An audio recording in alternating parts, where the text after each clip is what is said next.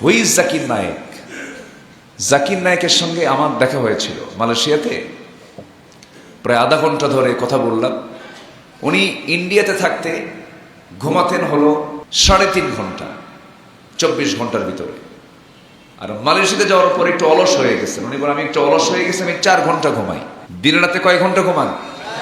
4 ঘন্টা। যার দাওয়াতি কাজে এশিয়া, ইউরোপ, আফ্রিকা, আমেরিকা, গোটা ওয়ার্ল্ড ওয়াইড তারা দাওয়াত অসংখ্য বেদিন দিন গ্রহণ করেছে। অমুসলিম দিন গ্রহণ করে কালিমার সুশীতল ছায়াতলে তার অংশগ্রহণ করেছে। আর যে ফতুয়া দিল ওর দাওয়াতে কি হয়েছে জানেন? ফেতনা বাড়ছে।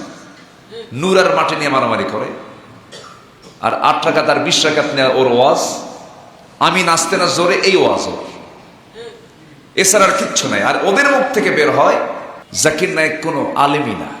যাদের মুখ থেকে শুনবেন যে ও আলেম না, ও কিচ্ছু জানে না, ও মূর্খ, ভাববেন যে উল্টা ওটাই মূর্খ। ঠিক কিনা? কি কথা কি ক্লিয়ার?